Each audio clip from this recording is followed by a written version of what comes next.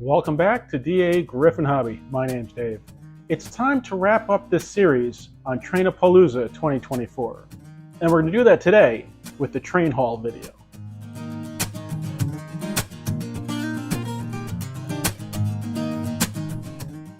Seriously, an amazing, amazing trip.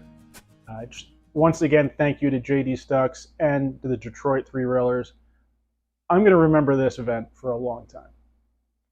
Now, as much as I enjoyed every other part of this trip, I really enjoyed visiting the hobby stores. The first one I got to was the Valley Farm Market in Weedville, PA, and I got some goodies there. The first being this MTH bus.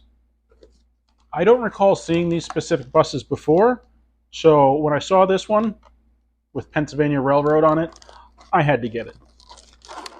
And I think that's a really neat bus. Looks like it wouldn't necessarily lend itself easily to installing headlights, unless maybe I drilled those out. But at least there are screws on the bottom, so it's easy to get apart. I'm actually wondering at the moment how this compares to the Corgi buses that I already have. Initially, I thought this MTH bus was a lot stubbier than the Corgi bus, but they're about the same size. The Corgis being just a bit longer. The wheelbase is the same. The Corgi's just got a bigger butt. I think that's a real neat looking bus, and since I didn't have one, it's the perfect thing to pick up. The other item I got at Valley Farm Market is also MTH.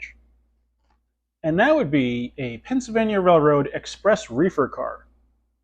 Yes, I already have a very similar one, but that one's a slightly different car.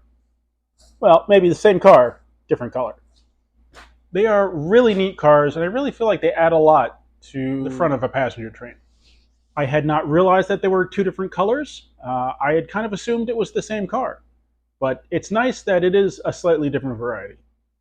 As always, there were plenty more items I could have come home with, but I was trying to be responsible. My next stop was the Great Train Store inside of Crouse True Valley Hardware in North Lima, Ohio.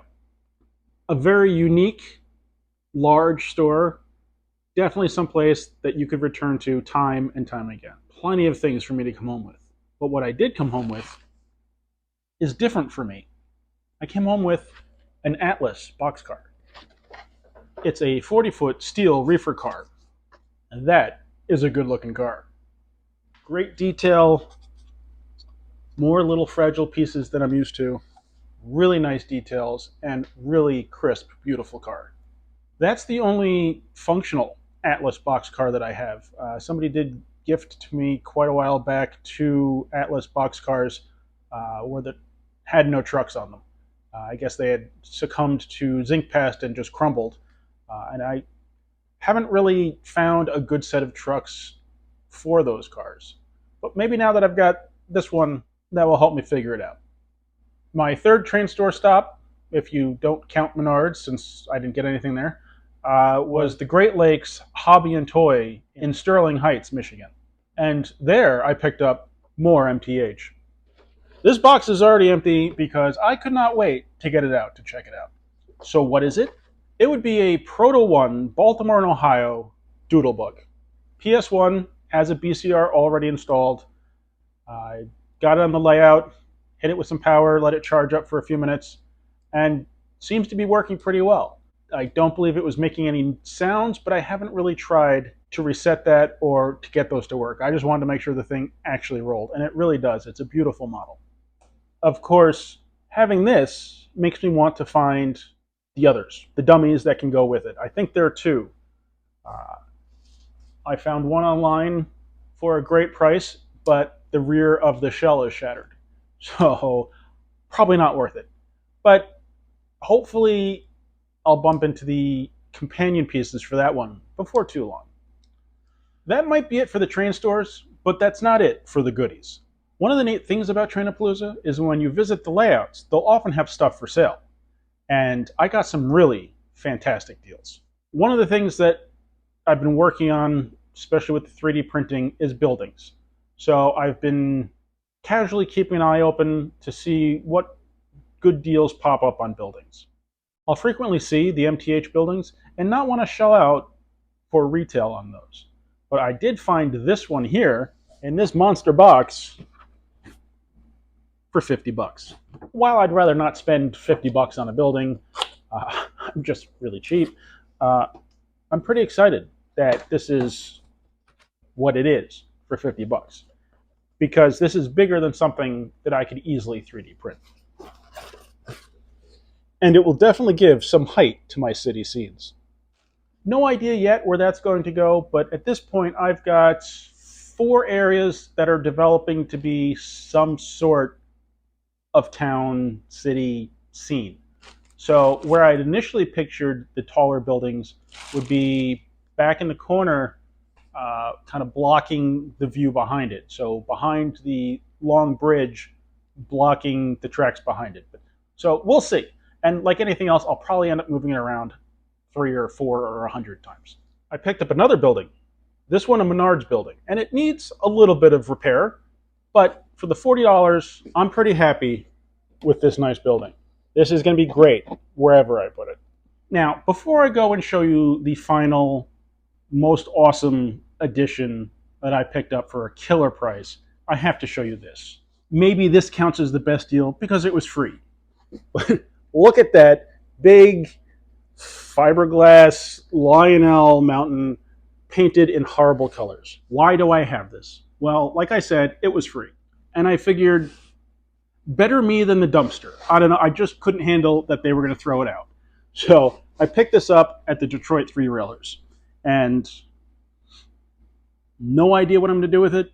Partially I thought maybe paint it like a winter scene and put it under the Christmas tree. I don't know, I might get vetoed on that. But I'll find something to do with it.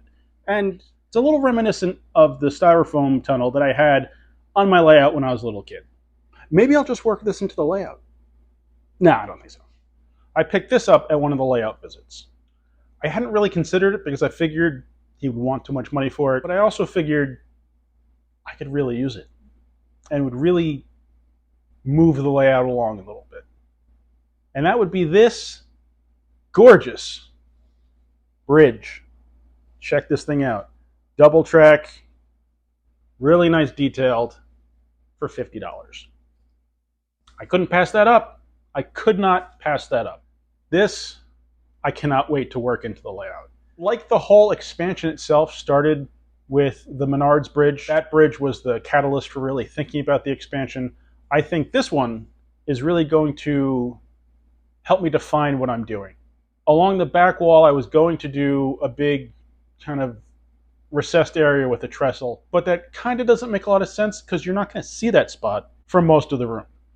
So if I put this bridge in that spot, not only does it move me along, but it really helps me iron out a few of the variables as far as what's going to happen. So this bridge, 50 bucks, it is absolutely gorgeous.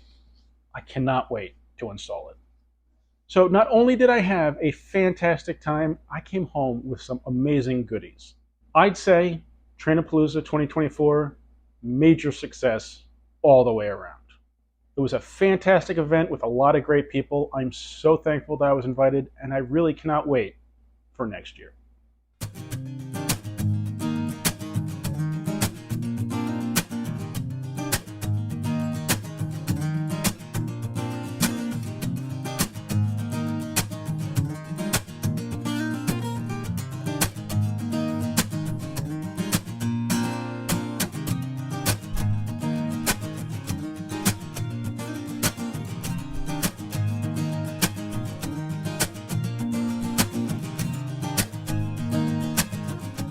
I hope you enjoyed the video. Thank you very much for watching. Please remember to like, comment, subscribe, and I'll see you next time on DAGryffyn Hobby.